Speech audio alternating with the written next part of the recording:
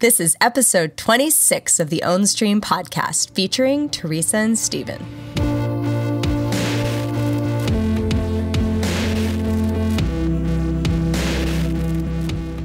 Welcome to the Ownstream podcast. I'm Stephen Shelley. I'm Theresa Scova. Teresa's extremely fired up after that welcome. She's raring to go. Welcome to the show. We wanted to find some time before our big departure to talk about the trip, the nuances to the trip, the logistics, etc., the logistics of the podcast while we're away and why that may change, and mostly to invite you into the trip in whatever way that you feel excited or whatever resonates, in person, online, or not at all. So we wanted to spend a little time sharing about this because as we've been working more and more with people, we're noticing a trend that when you make a dramatic life change, there is always this kind of urge to incubate or kind of reconnect to source or go back into the womb and allow for what? I don't know. I almost feel like you're marinating in light, or you want to kind of detox from the old and then see from that perspective, let's say, what kind of direction you want to go in. I've noticed for myself in the past that whenever I'll leave a job or a relationship will end, so I'll move. Moving into a new place is always a really dramatic inflection point because you're surrounded by new stimuli, new things, a new environment, new neighborhood maybe. But very often in that position, I will fall back into the same patterns, the same habits. And so what we've thought of this phase of our life, this trip that's upcoming, we've called it repatterning. And that was really inspired by an early podcast in the series and something that we've noticed. Virtually every guest has done something like this. I don't know if you want to jump in, but that's kind of how I want to prelude this episode, is that we want to kind of catch up with you, talk about the trip, but really more discuss why we're doing this more deeply and what's coming up for us as we're about to depart. Yeah, I think we've talked about it with so many of our guests, and it makes a lot of sense because what we're talking about is repatterning, it's deconditioning, it's trying to see from a place that existed before the conditioning of your life, right? Of my life. And those patterns are so strong. They're very persuasive. They have like a very strong hold on us. Sometimes that we stay in careers, for example, or relationships or places that we live or anything, any pattern, any external representation or thing we're doing in our life for years and years and years and years unhappy, and there's something in our minds, there's something in our beliefs that recreates the same pattern over and over again, or the same life over and over again.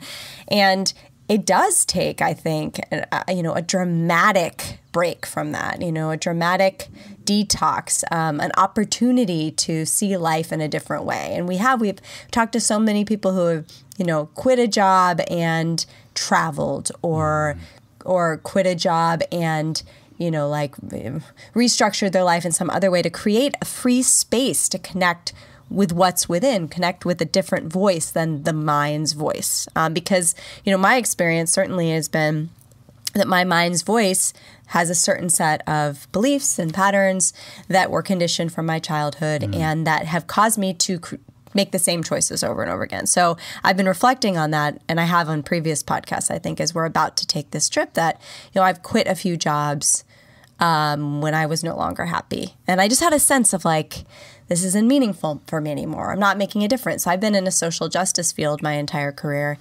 And I would get to a point where I'm like, this isn't working. I'm not happy. Well, okay, I'm going to start over. And I would reboot, and I would travel, or I would, take some kind of break, and then end up in the same career again, in the same job, in the same, it's not exactly the same job, but it basically is the same job. It looks the same. And we do that. I before my relationship with Stephen, I did that in relationships over and over again. I think we can, and I believe that is, from the set of beliefs we were taught in childhood, we learned, and therefore we then manifest these in our external lives. We will recreate the same thing over and over again if we don't make a change. And for me, and we talked about this on the first podcast, certainly, for me it was, what was there before I learned all these things as a child, as a teenager, as a person in college, as a person in my early 20s? Like before I adopted all of these ways of believing, there is this free, excited, wild,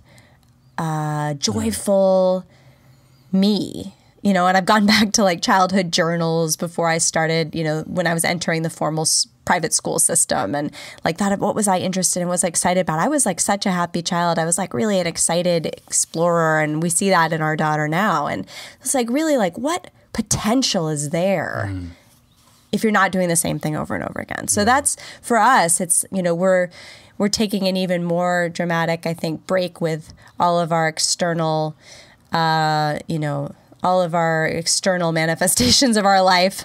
We're selling our home. We're taking off in a van into the wilderness as much as possible. And we're leaving all, I'm leaving all my jobs. And it's really like an opportunity for us, or a quest for us to reconnect with our true nature. Yeah, when you fully digest that, it's extremely exciting. And one thing we wanted to be sure to cover in this podcast is, for those of you who are subscribers who are really into the Ownstream podcast, we want to say the podcast will continue, no doubt about it. We have a lot of interviews actually set up between now and our departure. We'll get into that date in a second, but the likelihood of us maintaining consistent weekly episodes is slim. I think we'll see. It may be every other week. It may be every week. I know for me, like I guess I'm the main person doing the technical side of the podcast, writing and marketing, whatever marketing there is, or dealing with posts and writing all the blogs and getting the images and whatnot, all that stuff. And it's about a day and a half's worth of work. And I don't think we're not really in a position yet to offload that. We have somebody who helps us with the audio, who's excellent. But the writing of it is something I feel very close to. I love doing it, and I don't necessarily want to give that away. I feel like we have a real voice in there. And so anyway, I know that there's this kind of entrepreneurial mind to kind of get rid of all that and let somebody else do it. And maybe we'll get there, but we're just not there yet. Anyway, so the point is that we're going to do our best to keep this going, but in keeping in mind what Theresa just said about repatterning and all the nuance to that, that really has to be the priority. I mean, it'd be so easy for us to make ourselves nuts on this trip, trying to find Wi-Fi and cafes and uploading audio and writing blog posts. And we'll do some of that. We will do some of that, but having it be kind of strictly adhering to a time schedule of every Thursday at 1 o'clock Pacific, this podcast episode goes live, that may just not happen. So please bear with us. We want to keep you connected to us. We feel like we've built up some relationships out there. We get wonderful emails. Listener base. We really have been getting such fantastic emails. People. So the podcast, and when we're back, whenever that is, we'll get into that in just a second, the timing. But whenever that really is, we'll continue. We'll kick right back into weekly. But we want to just kind of open the space right now with you, our listeners, that this may not continue to be weekly. It may just be here and there, maybe every other week, etc. So just want to be clear about that. And we're really excited about it because obviously, well, maybe not obviously, but we'll say, taking this trip for us is a quest of how we can better serve the world. We're in a place where we feel a profound call to service, and we absolutely think that our work on Ownstream will be, our work with clients, our work on the podcast, our writing will be deeply and profoundly enriched by getting in deeper touch with our authentic, true selves that we've been searching for in our current lives and we are in touch with. But this is, getting to source it's rooting out the best service we can give. So, we're really excited about how this is going to shape the podcast and the voices that we'll bring. And we're planning, as best we can to, do interviews on the road. We already have a few in mind of people that we'll be meeting in person on the road. So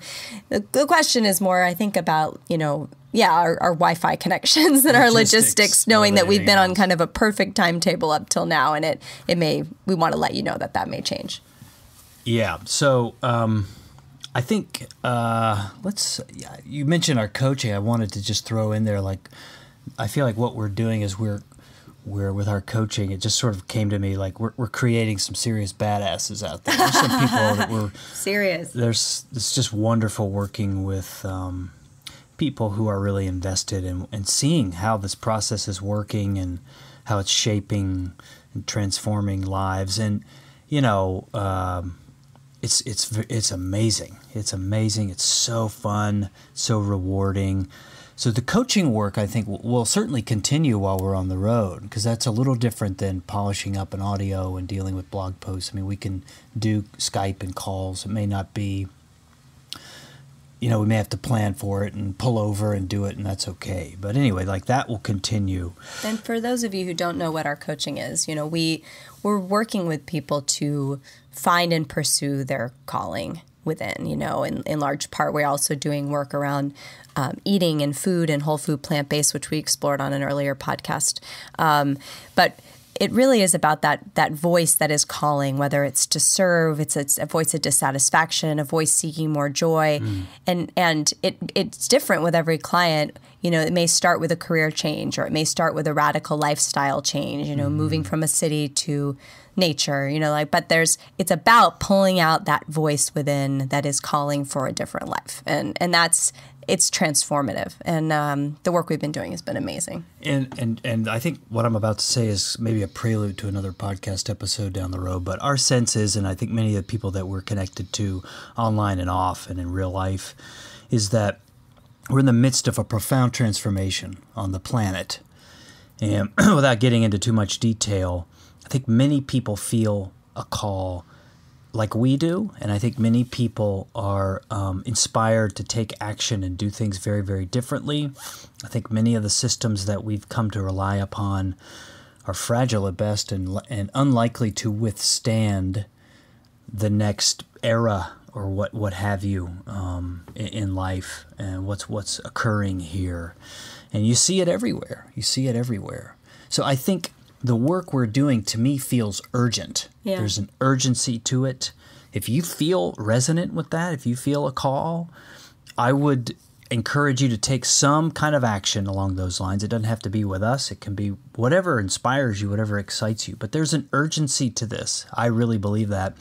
And that's something maybe we could talk about down the road, or maybe even get a guest on who can really speak about it more clearly, because I think that's pretty true. We feel it. This trip has an urgency around it for us to be able to shape our own lives in a very vibrant and dynamic way. We feel a call back to nature. We feel a call, into more kind of self-sustaining systems, things that we can kind of more manage.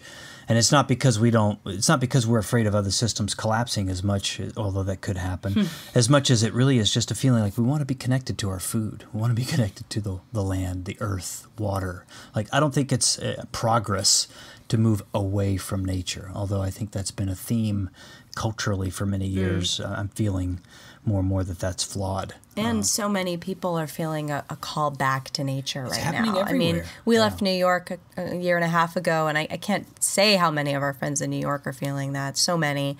And then we moved out here to Southern California. Now it's just like we want more. We want to be closer. Even this morning, I was eating breakfast with Sophia, and we were eating organic berries out of cartons. And I thought, these don't really taste like berries. We got some fresh strawberries from a farm recently for Sophia, and it was she was stuffing them in her mouth, and I thought so different. That they kind of taste like a shelf. And so it's really that yearning that so many of us feel for the truth, what's real. And that's including our food, which we really want to learn more and do more of growing ourselves. So let's get into the logistics of the trip itself and talk more about you, because One thing that would be kind of the cherry on the icing on the cake, on the platter, On the vegan cake, on the shelf, would be to meet you somehow on this trip. And we obviously don't expect people to fly to meet us. I don't think that's what we're talking about. But what we wanted to do was just kind of roughly outline what this is going to look like. We have a few specifics that we can share. And then if you live in and amongst or around those parts of our kind of tour, we'd love to connect with you. Or if you're traveling in and around those areas around where we're going to be there, let's meet up. So our tentative departure date is July 25th. It's 20 days from today. The first date on our calendar is actually that night in Morro Bay, which is just north of LA, about equidistant. It's south of Big Sur. And I say tentative because that's a bit of a moving date. We'll see how all the other logistics kind of fall. The build out of the van, the full execution of all the paperwork with the close of our home. Those are the two big pieces, the big moving pieces. But I have a hunch they're going to line up perfectly. And we'll hit the road at the end of the month of July. Yeah. We're going to be in Yosemite the first week of August. We'll actually have a reservation. I'm pretty sure we'll make this reservation. July 31st in the Yosemite Valley in one of the big campgrounds there. I can't remember the name of it, but they're all close together. And then the following week, east of Yosemite Valley, up in the mountains further, at a place called Tuolumne Meadows. So if you're going to be there, let's definitely meet up. We'll have lots of time. And I think the reason we built that weekend there at the outset was we knew it would be very wild and remote. And there's people there. There's a little shop. We can get to resources should we need them. But we wanted to build in like at least I think unconsciously we did this, like a solid window of time at the beginning of the trip where we could be far, far away from the usual patterns, the usual energy of quote-unquote culture, I guess. And being in Tuolumne Meadows seems like the perfect place to be. And then this is all very rough, but we're going to head north from there, probably find something near and around Lake Tahoe just after that. We'll meander over to Mount Shasta for a period of time towards like the middle of August. I'm looking at Theresa as I'm saying this to be sure I've got all these logistics somewhat correct. Yeah, there's a few little things along the way, like east of the Cascades, Bend, Oregon, all of that. But that's coming, though. Yeah. We're not to Oregon yet. I've got my order incorrect. I guess there's nothing before Shasta, before Tahoe. I'm not sure, but we have there's a lot of interests. There's a lot of interests we have along the way. Yeah. But these are the main stops. So continue. Then we'll kind of get into Oregon. We'd love to get to Ashland and Bend and probably Grants Pass. Eastern Oregon's very interesting to us. I'll just put that out there. We'd like to make a trip out there. We'll see. We'll eventually make our way to Portland. I think we just want to see Portland. There's some people there, tiny houses in particular, that we'd love to connect with, maybe even interview. And then we're going to head up into Washington. My old boss, Merce Cunningham, the great choreographer, is actually from a small town south of Seattle called Centralia. I think it would be nice to just go through there and pay homage to him and his wonderful life. We have friends north of Seattle that we want to visit. Olympic National Park is interesting. North Cascades National Park is interesting. I think that's a bit of a hidden gem on the national park circuit. It was featured in that film Captain Fantastic, which is obviously resonant for us. It may have been for you if you've seen that. Viggo Mortensen, I think it was about a year ago it came out. It's all about him kind of homeschooling his family. In the wild. And it's all shot in the North Cascades, and it's just epic. It's gorgeous. A friend of Theresa's from college lives on Victoria Island, up just over the border. Vancouver Island. Victoria is there on Vancouver Island. Yeah. So we're going to go there and see him for a few days. We'll see Vancouver, of course. This will all be in early September. Then we'll be in Banff from September 16th through the 19th. I think we have 4 nights there in the RV campground right in the heart of town, basically. So if you're going to be in and around Banff or live in that part of the world, please come visit us. we actually have a few activities in mind for people if they come visit us. We'll talk about that in a second. But we'll go from Banff, we'll spend some time there, then to Calgary, and then back into the U.S., Montana. We've already been connecting with a listener of ours who lives in Bozeman. We might meet up with him. And then Yellowstone and the Tetons, and then Wyoming, of course. I guess the Tetons are in Wyoming. And then, I don't know, actually. And then into Colorado. East of the Rockies. It'd be nice to go to Boulder and Denver. We have people there we'd like to see. Definitely Utah. And then Utah. Drove cross country a few years ago and spent 2 days in Moab and at Arches, and it's just calling me back. 2 days is not enough. Yeah. And, and a big part of where you didn't finish. Oh. Go ahead. It's okay. Yeah. A big part of this is, it's rough, like Stephen said, because these are all places we're interested in. We have some connections. We've been guided to different places. And when you look these places up on a map, on the images online, it's just, wow, breathtaking. There's so much beautiful land out there. And but we don't know. We have a few spots we reserve because we know we want to be in these places. And we want to have some guideposts on our journey, but otherwise we really want to follow where we're led along the way. So, so then we, coming through the Southwest and then to Arizona. Yeah, we'll go to all those cool places in Utah, Zion, Bryce, Canyonlands, Horseshoe Bend, Antelope Canyon. We would want to go to Havasupai Falls, but it's a big walk from the parking area. I don't think we can get there with our daughter, who's not quite.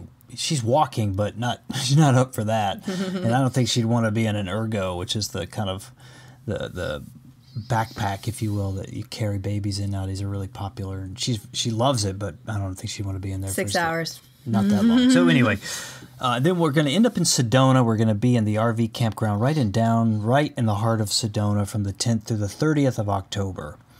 And part of this is designed to have a more complete connection with the Bentinho Massaro community that's forming and evolving there in Sedona. We were there at a wonderful weekend seminar a few months ago. And so we want to attend a full seminar. There's one happening at the end of October, 23rd through the 27th. If you're going to be there, we will be there. But we want to be there prior to that for a couple of weeks because we love Sedona. We could just hang out in Sedona. That would be phenomenal. But also to connect with people who are local to Sedona. Our last interviewee, Chess Edwards, lives there. I'm sure we'll see him and others too. If you live in that part, or if you're part of the Bentinho community and you found us perhaps through the Corey Katuna interview or more of our discussions on him, please let's connect there. And we want to kind of get involved in that community in person and get integrated as much as possible.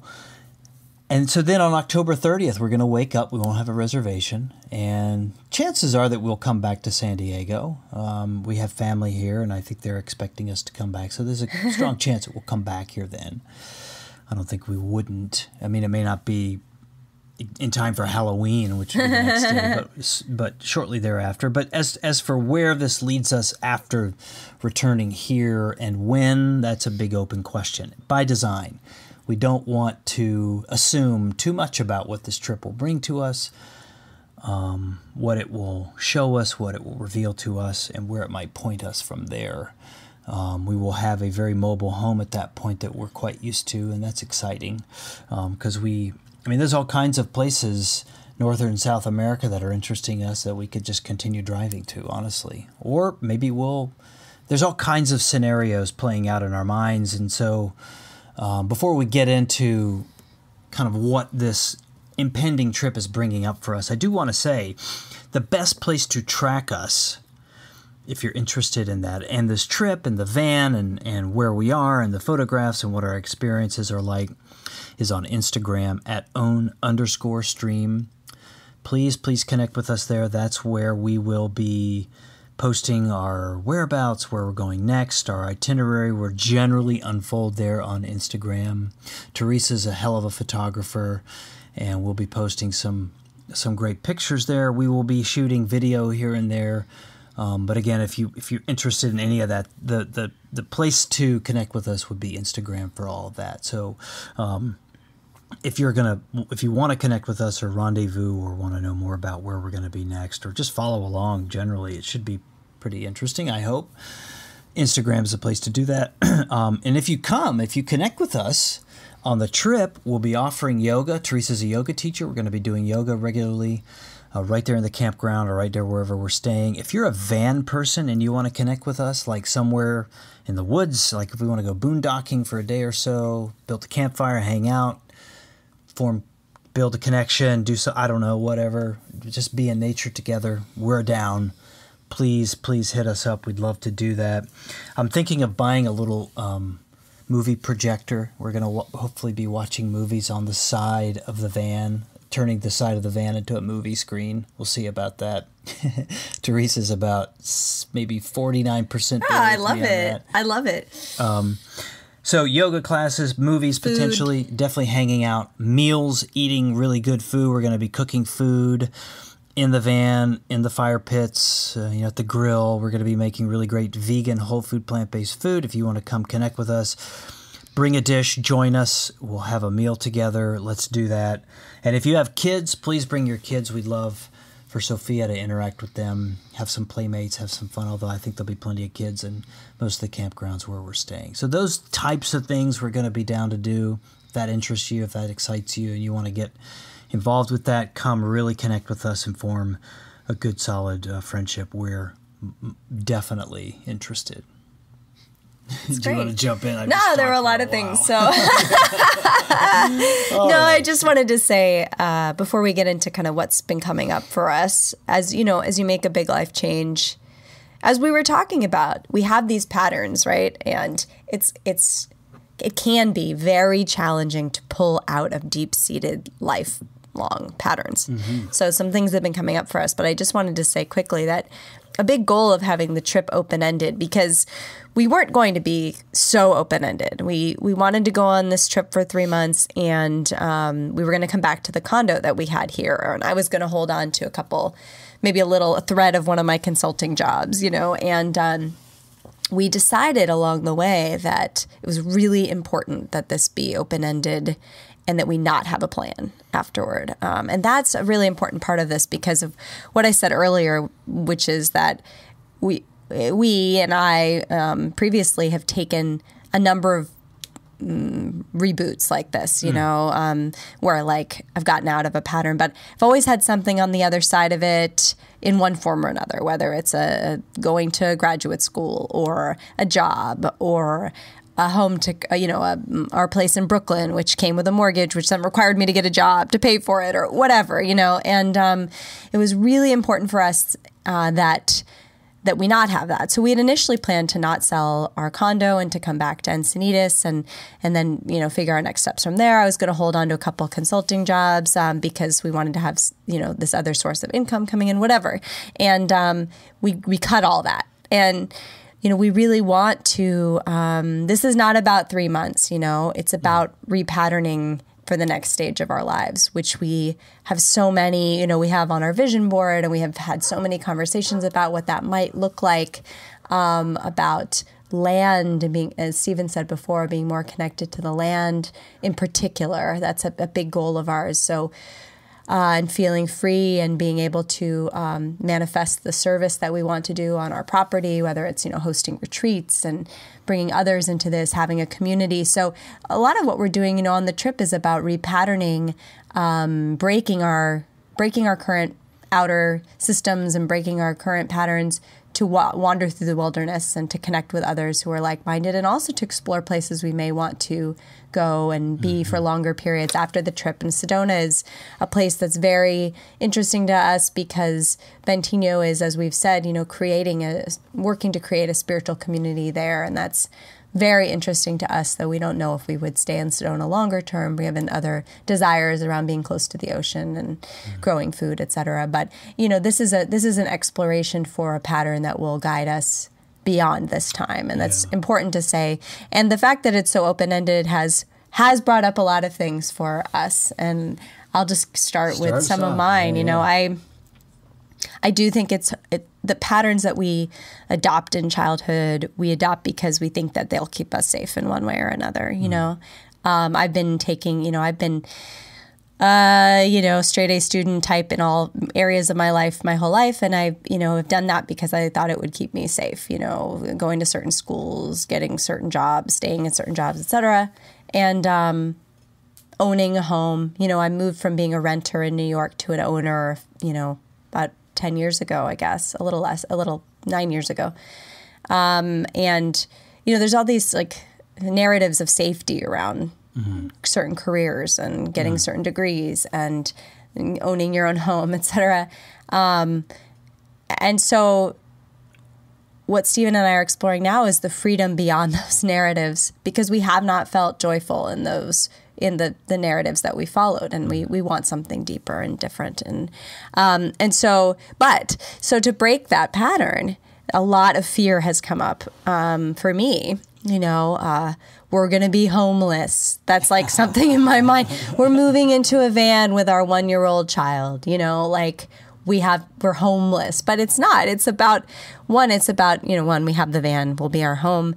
Two, home is within us, home is wherever we are, inside, is what I believe, so you can be at home with yourself anywhere in the world. You can be at home with yourself. And so, the strippings of the externals are very purposeful here, but it has brought up some fear for me. And it's, we've talked, I think, before in podcasts, certainly with some of our guests, about surrounding yourself with like-minded voices. And, we talk about the resistance that comes up when you make a major life change. And I think talking to our family members, it's nothing they're doing or saying, really. It's like my own kind of fear of what they think. We have a 1-year-old daughter and we're moving into a van and these kind of things. And, our physical safety on the road. Will Sophia be able to sleep and be comfortable and happy? She's so comfortable and happy in our little condo, our safe little condo. And so, and then also, of course, what will happen with our relationship, what's the square footage in the van? I guess it's like, I don't know, 45 square feet. I don't know. It's bigger than that. I don't know. Anyway, it's 6 feet by 6 feet by about 10. 20. I mean, it's 100 square feet. In the van itself is more like, 100 square feet.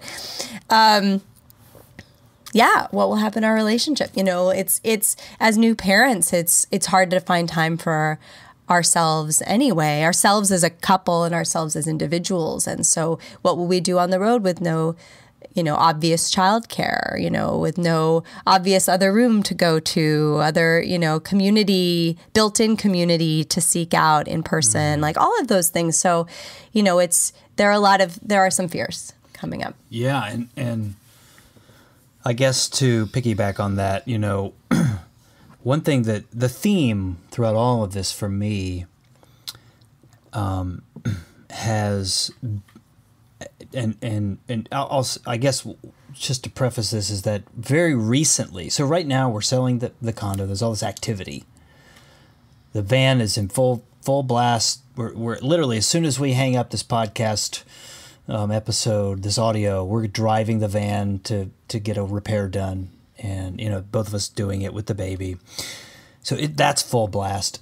Theresa's mother is selling her childhood home, where Theresa has kind of always felt at home, that she grew up in. It's this fabulous home in San Diego. Mom's selling it. She's moving out. So everything's happening at once, and it's super busy. It's absolutely crazy, chaotic, busy. And one of those aspects alone would be enough for anybody, but we have 3. And really, you have 3. I kind of have 2.5 because I'm not as involved in your mom's sale as you are. But nevertheless, it's just full blast. And so anytime there's that intense amount of action going on, there's a heightened stress, things come up. And so there's this, I love your phrase, narratives of safety. That's like a blog post. That's a book. I mean, good Lord, that's a fabulous turn of phrase. But I think, one thing that we're taught, and one thing that we, no person I know, perhaps with maybe a few that are far, far more evolved than I, but we depend on things. We've just learned to depend on things to give us security and comfort. And comfort is the word that keeps coming up for me. Like, we are going to be uncomfortable. And we will get comfortable, I think, within these new conditions. But there is a discomfort that is imminent. It's already happening. You know, we've gotten rid of a lot of stuff. We're doing things we don't necessarily, want to be doing. We're dealing with things that are uncomfortable. So comfort is a theme. Just yesterday, we spent far too long, probably, but I think we ended up with the right item. But we were looking at mattresses. We need a mattress for the van. So there's comfort. We're staring you right in the face. Like, are we going to be comfortable on this thing? And what about all the chemicals? And oh my God, we're in a small space. And so it's just magnified, et cetera, et cetera, et cetera. So when it comes down to comfort, it's as you said, actually.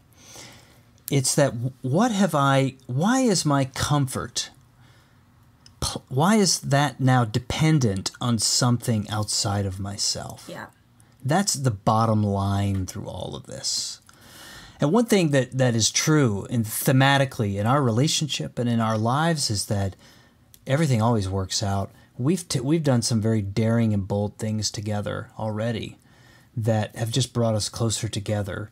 And, everything always works out. And like literally every kind of crazy out of the box thing we've done has always brought us to this fantastic, wonderful realization. Life has opened up. It's expanded. It's been wonderful.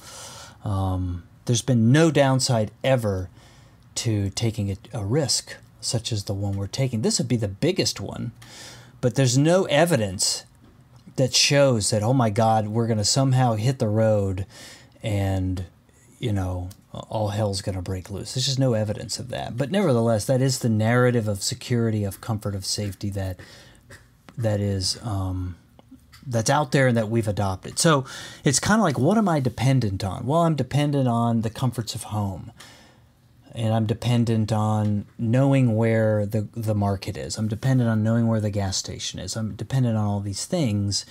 But yet there's this yearning in me for a bigger, more exciting, more expansive, more emergent life. And so typically what happens at a point of inflection is I make a decision to expand my notion of dependence, leaving behind old comforts, old notions of security. And as a spiritual teacher of mine says, he calls me Stevie, he's a wonderful guy, he says, my home is where my meditation practice is, period. And I fully believe him. I think he lives in that place most of the time. And I have found that to be true. When I leave my limited notions of comfort and security behind and step into the world in a way that's unconventional, that's outside of the box, like home is always there with me. It's always there. And I think one thing about the notion of the van size being 100 square feet, I think in our modern life we spend way too much time inside. Like people, like you work from home, and I'm looking at Theresa as I say this.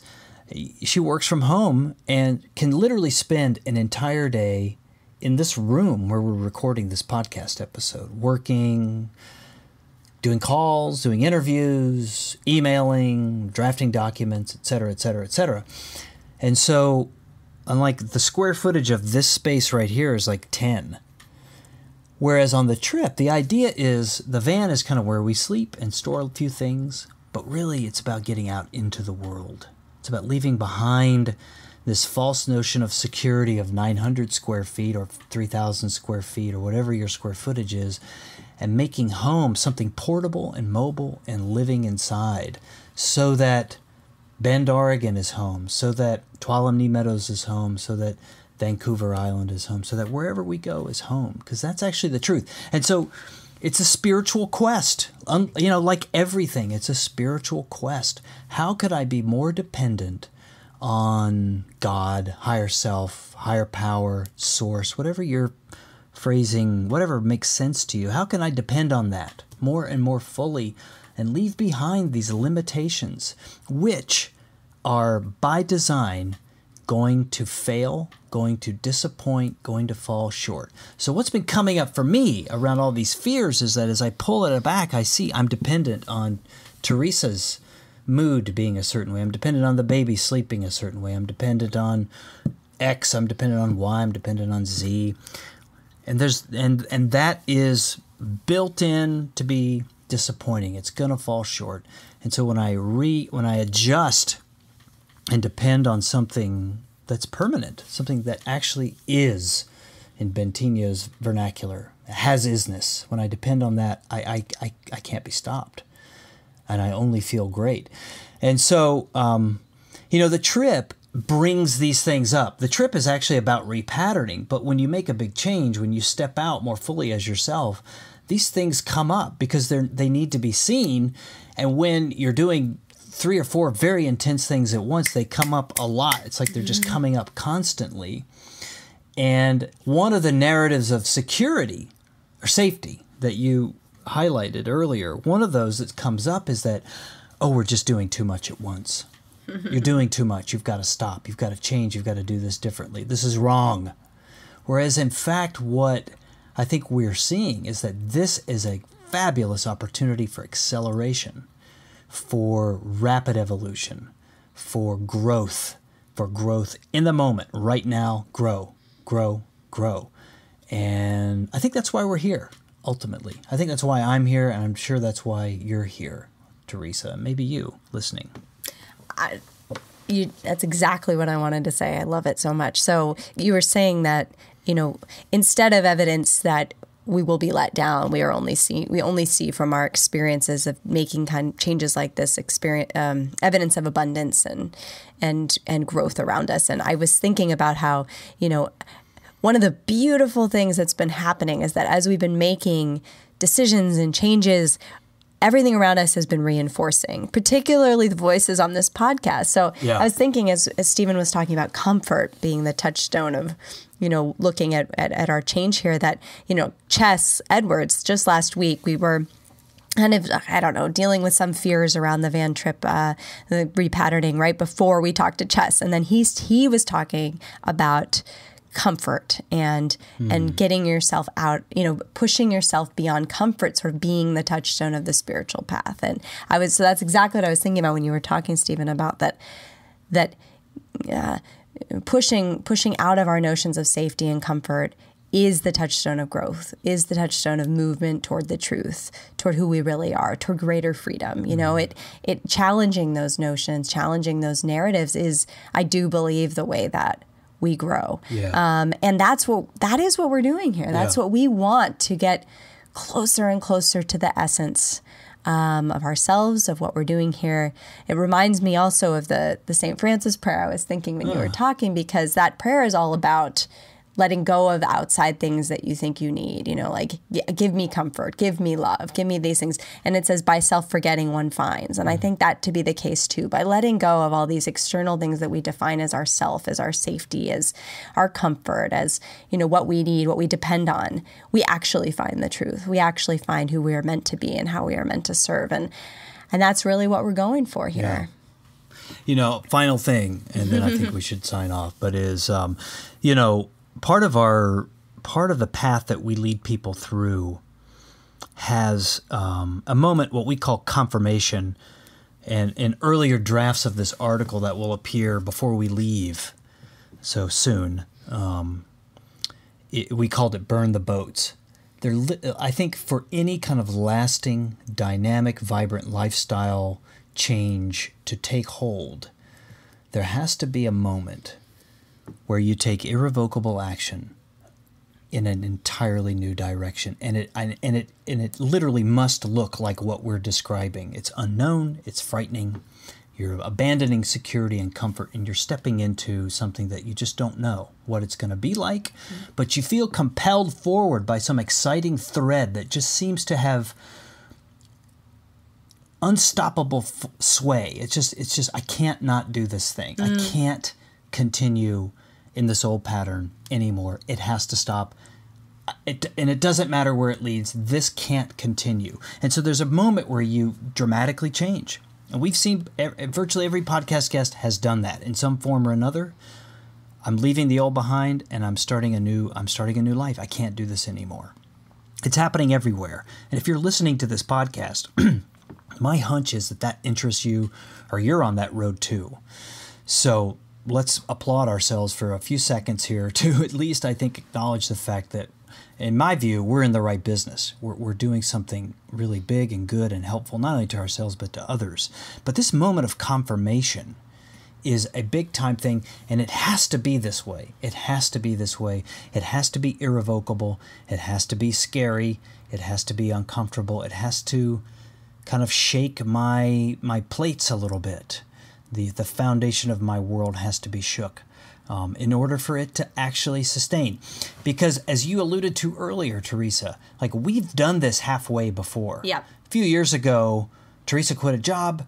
We packed up into backpacks and we traveled through Asia for 3 months. And it was fantastic. It was wonderful. Very enriching, exciting, amazing experience.